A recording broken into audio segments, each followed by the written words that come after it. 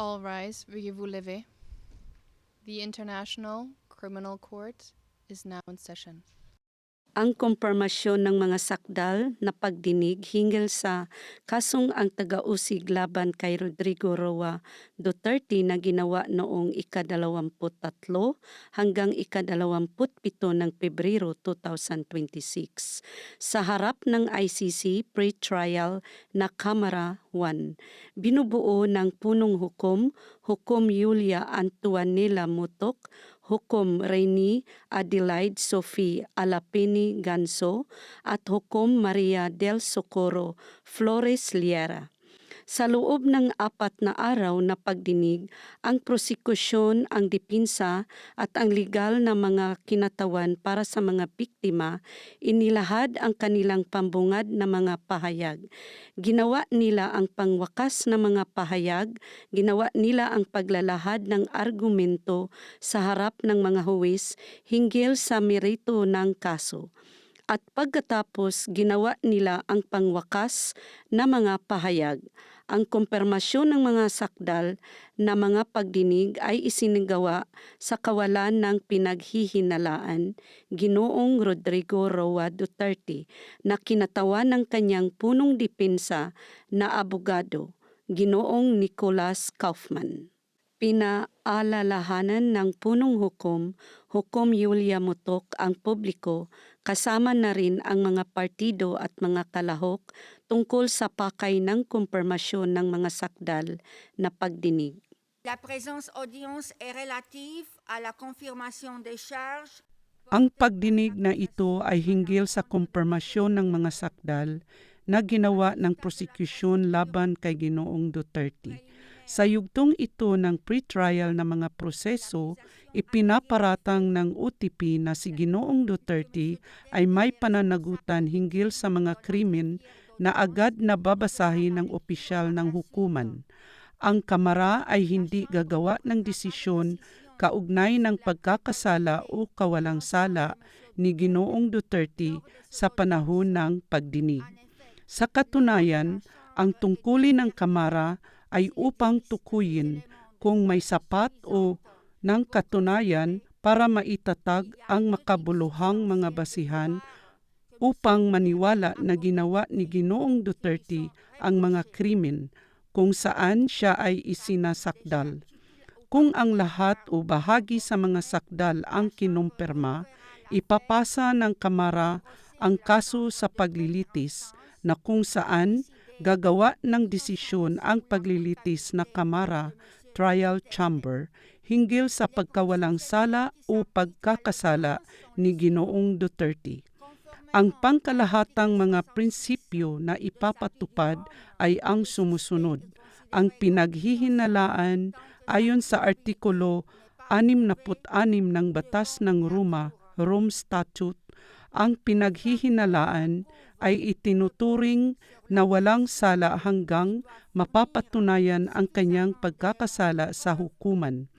Ang tungkulin ng pagpapatunay ay nasa OTP na dapat magpapakita ng sapat na katibayan upang mapatunayan ang mga sakdal laban kay Ginoong Duterte ayon sa kinakailangang batayan sa pagpapatunay.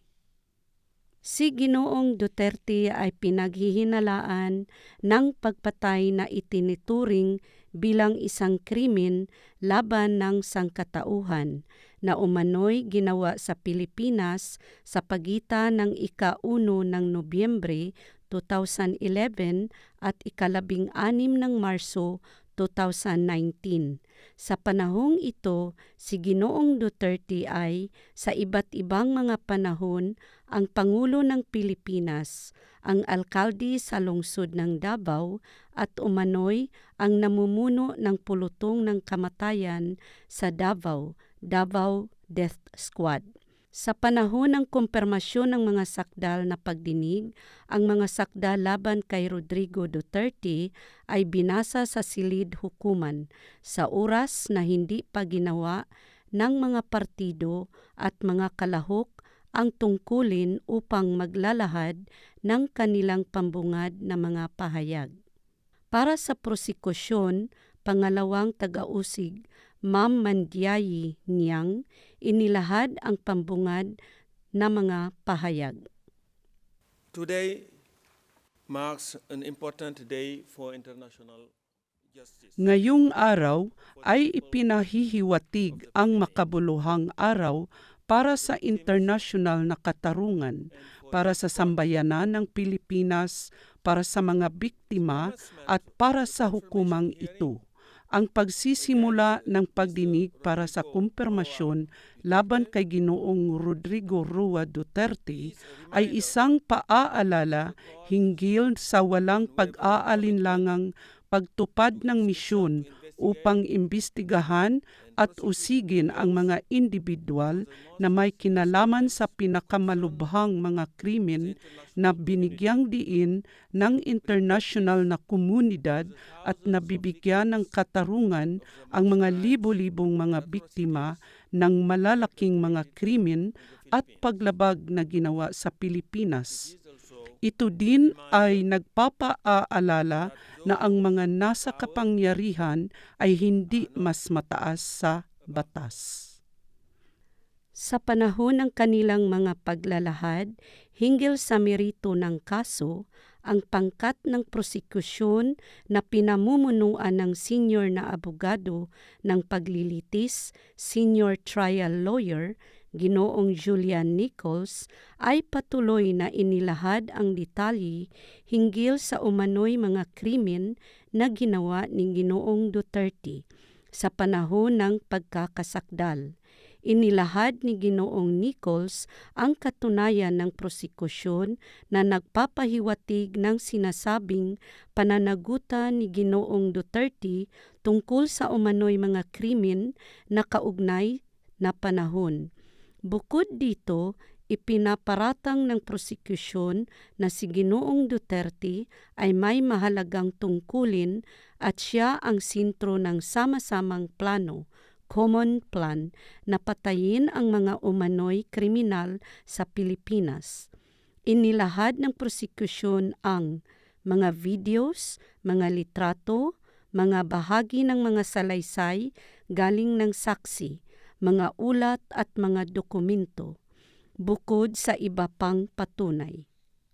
We're here today because the evidence shows Pinatay ni Ginoong Duterte ang libo-libo ng kanyang sariling taong bayan, mga Pilipinong lalaki, mga babae at mga bata.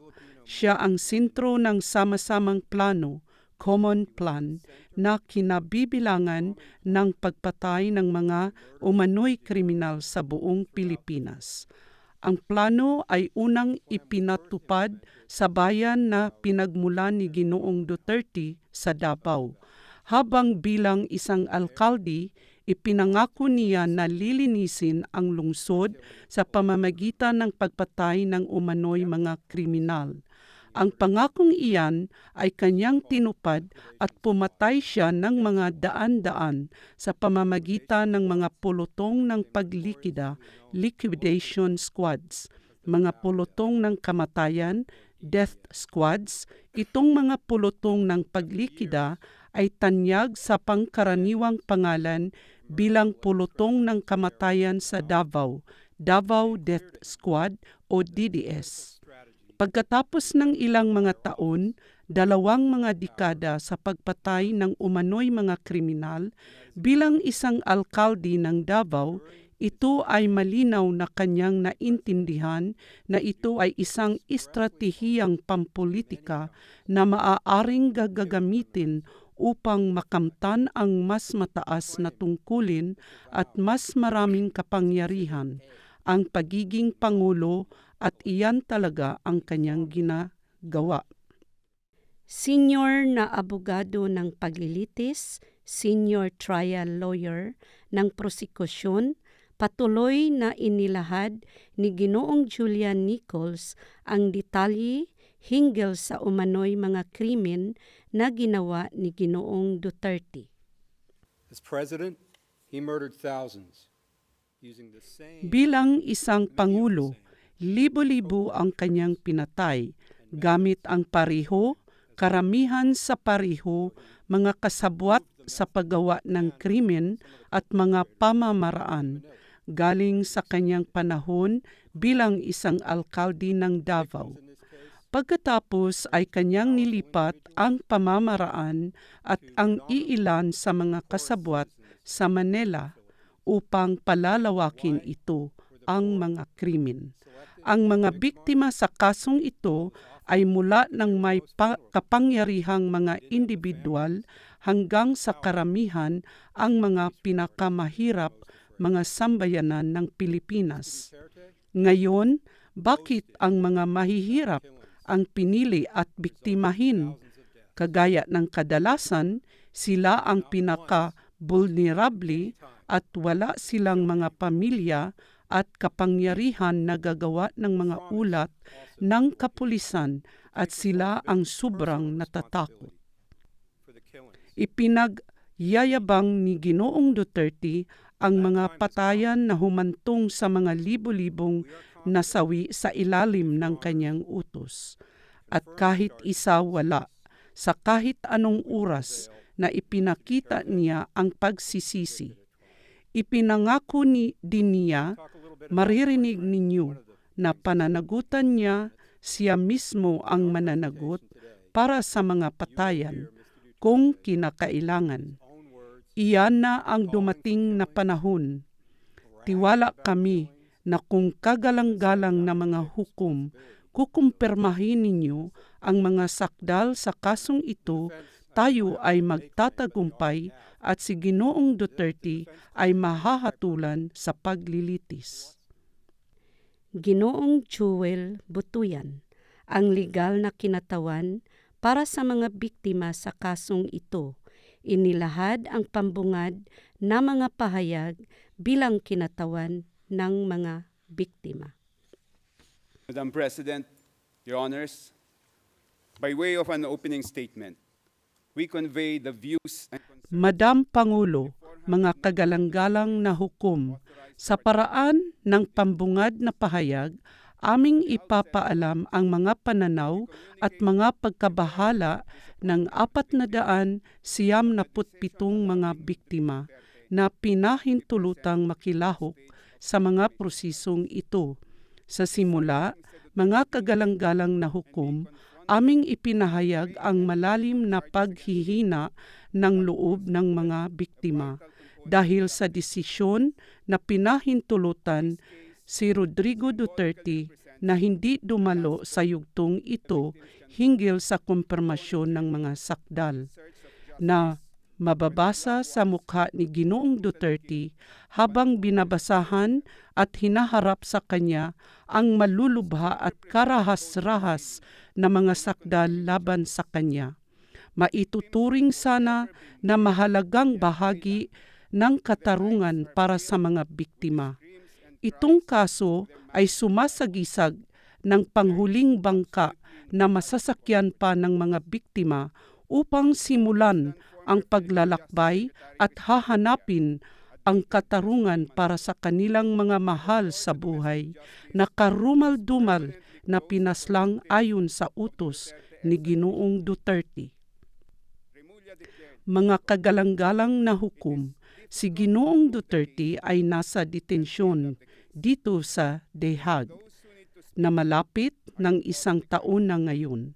Ngunit walang nangyaring kapayapaan at pahinga para sa mga biktima. Simula noong panahon na ang kanilang mga mahal sa buhay ay pinaslang at nagpapatuloy hanggang ngayon. Sila ay namumuhay sa patuloy na takot para sa kanilang buhay. Ang pag-aristo at paglagay ni Ginoong Duterte sa detensyon ay hindi nagpatigil sa kawalan ng parusa sa Pilipinas. Ang pinsala dulot ng kawalan ng parusa ay ikinalat sa buong bansa, naging isang kanser na kumalat sa ibang bahagi na nakakahawa ng milyon-milyong mga Pilipino. Bukod pa rito, Ginang Paulina Masida, isa pang legal na kinatawan para sa mga biktima ng kasong ito, gumawa ng paglalahad tungkol sa merito ng kaso.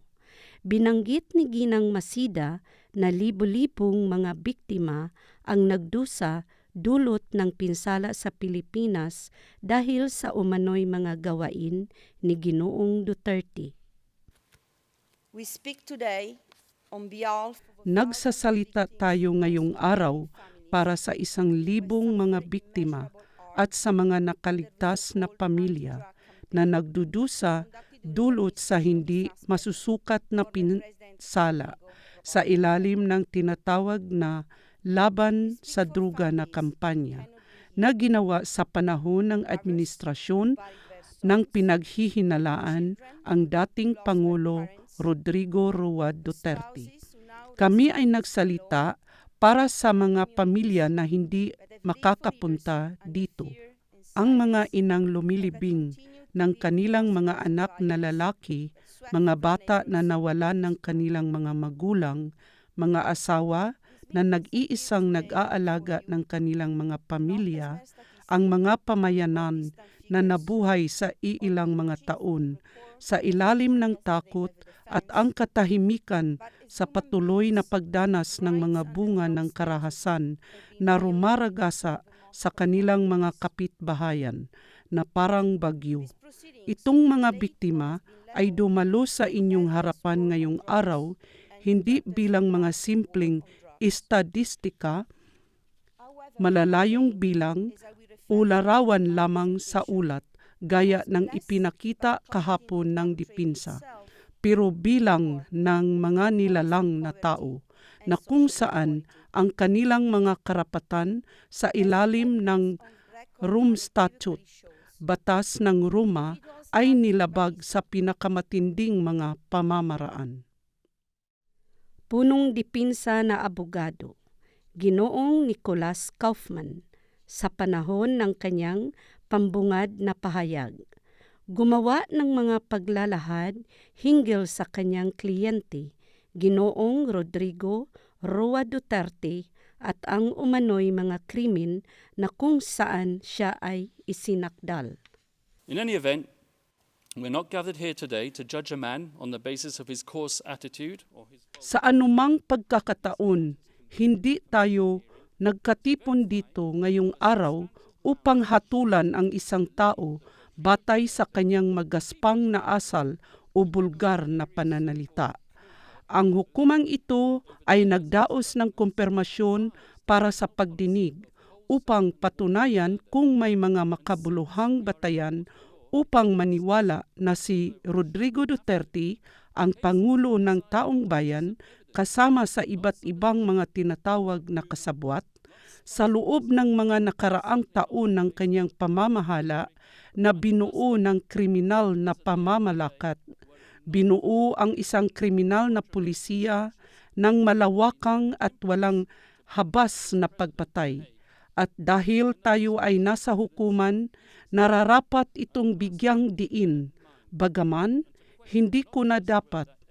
Ang mga kaso ay pinagpasyahan ayon sa ebidensya, hindi haka-haka, hindi sa maanghang na tsismis, hindi imbakan ng bulong-bulungan at tiyak na hindi binabatay sa pampolitikang retorika at paninira.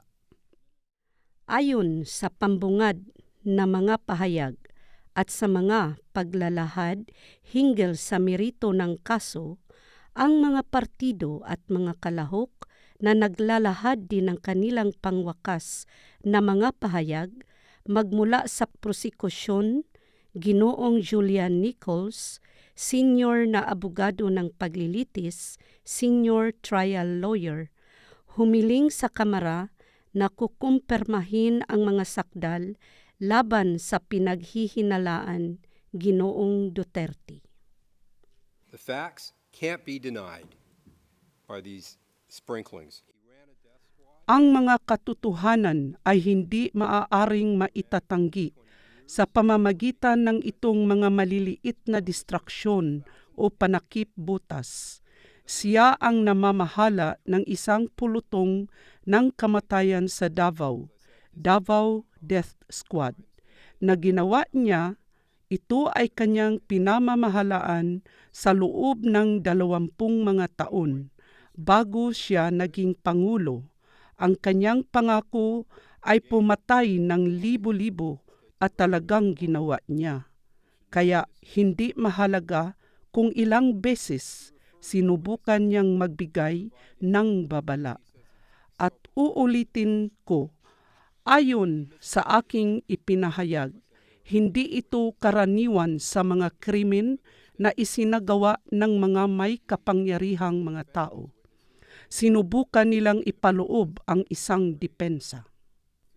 Ito ang sinipi ko, I quote, galing sa kanyang talumpati noong 16 ng Agosto 2017.